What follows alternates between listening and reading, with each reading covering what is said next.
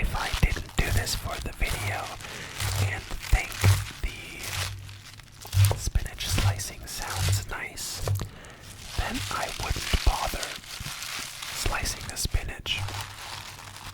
You can just cook the spinach leaves whole. But I thought it makes for some really nice sounds and visuals. So we're slicing the spinach into these ribbons. We're slicing the spinach into a finer consistency so you can enjoy the beautiful spinach slicing sounds that I'm only making for you. This is only for you, so enjoy it.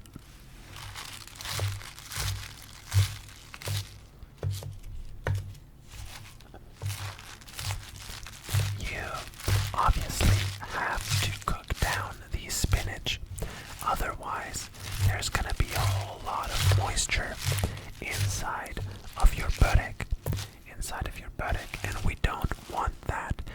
I bought 2 giant bags of spinach that were very large, although both bags combined was only a kilogram of spinach, but it was on sale, so I got 2 bags.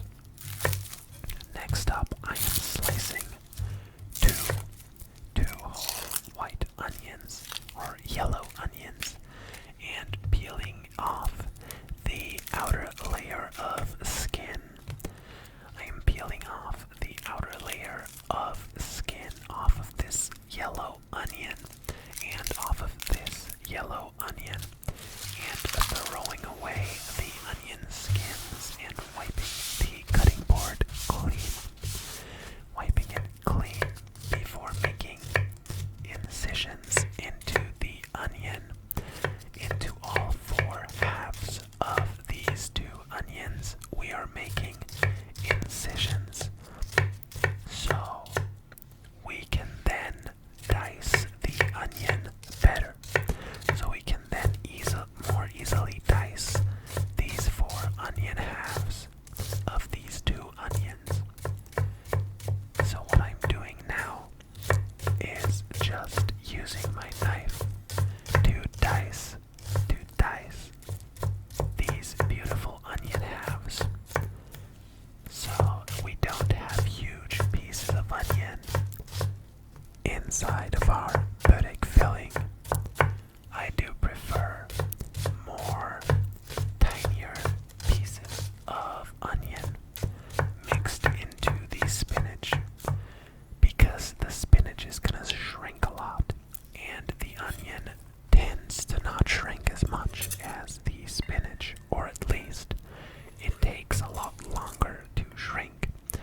So what I'm gonna do is have smaller pieces of onion when compared to the spinach. The spinach leaves are gonna shrink a whole lot more, making them around even in size in the end. I am now opening a fresh bottle of olive oil. Some olive oil is being opened and poured into a pot, so we can then add the onions into the pot as well. The onions I am going to sweat for a couple of minutes. I'm gonna sweat the onions for a couple of minions. I'm gonna sweat the onions for a couple of minutes until they turn translucent. And then I am going to add about 1/3 of the spinach and give that a bit of time to cook down before I add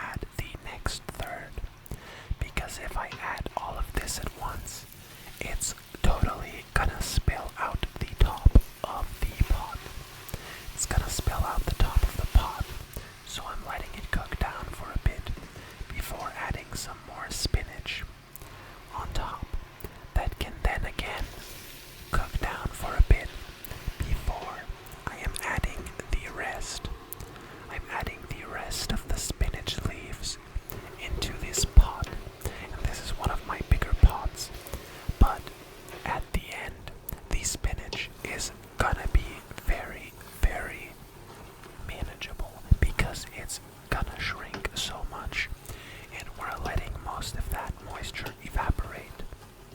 We're letting most of that moisture evaporate until there is no more sloppy mess on the bottom of the spinach leaves, until it's all kind of cohesive and there's not any excess water just lying on the bottom of the pot. So I'm now taking all of this spinach onion mixture and I'm placing it on my table outside so it can cool down, so we can add some feta without having to worry that the cheese will melt in the hot spinach. That's the main reason that we let the spinach cool down, so it doesn't melt the feta cheese, which is a sheep's milk cheese. Feta cheese is a sheep's milk cheese that I am just crumbling up in my hands and adding to the spinach and onion mixture. I have two blocks of feta that I am adding in, and as you can probably tell by now, my bowl is too small. My bowl is too small, but rather than get a larger one, I decide to just go with it, and that makes the mixing a tad bit awkward. But we make do. We make do with a bowl that is too small. And after I finished recording the shot, maybe, just maybe, I added it to a larger bowl and gave it another mix, another bit of mixing in the larger bowl, because mixing it in this small tiny bowl is just super awkward. But I didn't want to readjust the camera with my oily gloves, so I did it off camera after filming this shot.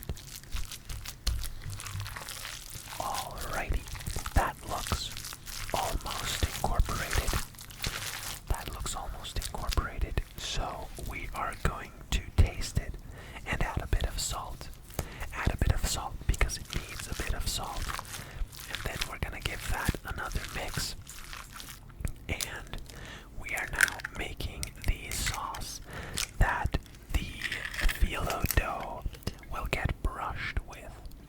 So we have 2 eggs, 2 whole eggs, and a whole bunch of olive oil that we are mixing together. And it's gonna emulsify to a kind of yellow, thick sauce. The oil and the eggs are emulsifying a bit and turning into a yellow mixture. So we're gonna salt that, and then we're gonna add some Greek yogurt. I'm gonna add some Greek yogurt into this brushing sauce and mixing that until we have this smooth paste.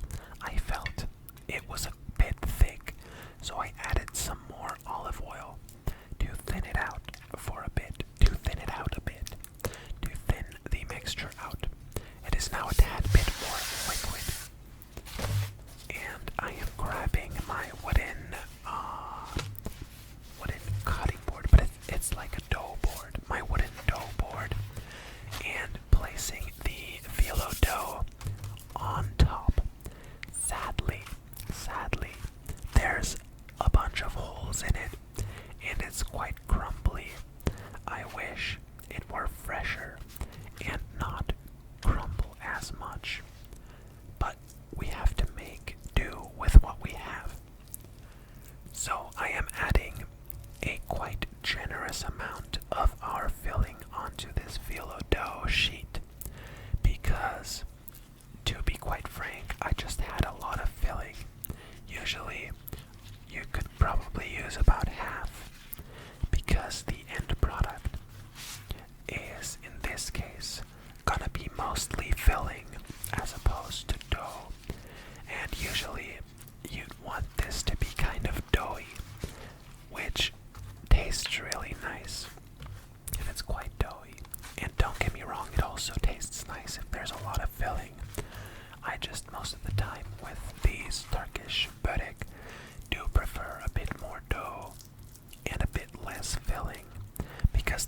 is just so delicious on its own. And the feta can get quite overwhelming, in my opinion, but this is delicious nonetheless. I am placing the dough rolls in a ceramic pan that is off screen, and we're gonna do like a snake kind of figure, a spiral, so to say, and we're just gonna roll the spiral from the outside inward until the entire ceramic pan is filled with the börek.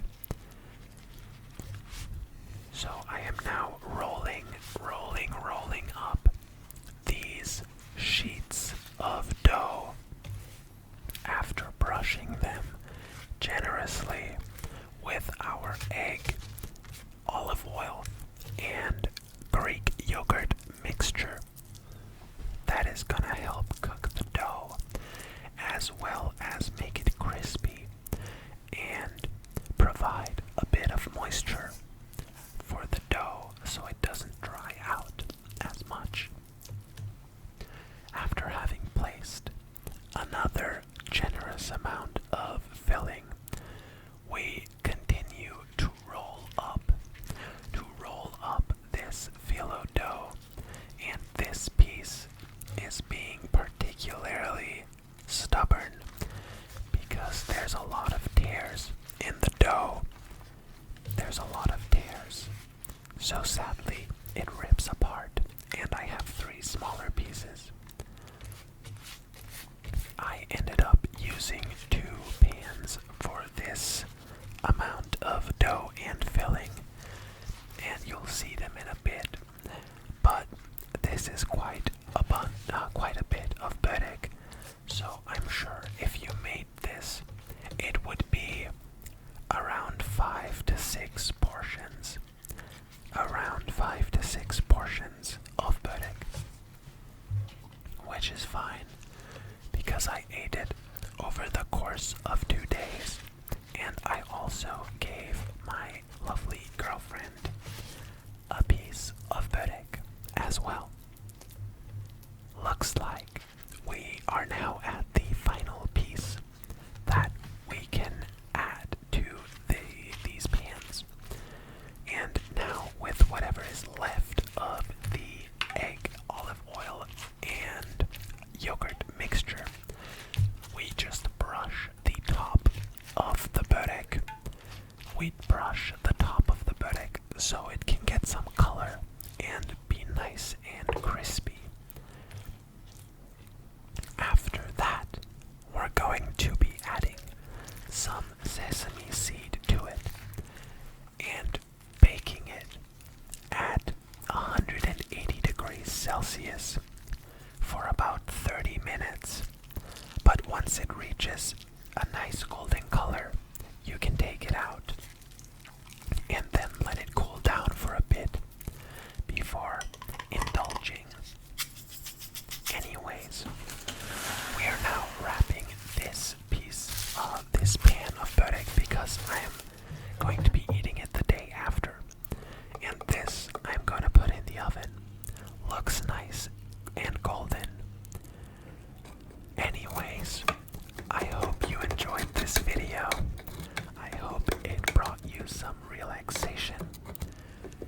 And if you have any suggestions, please be sure to share them with me.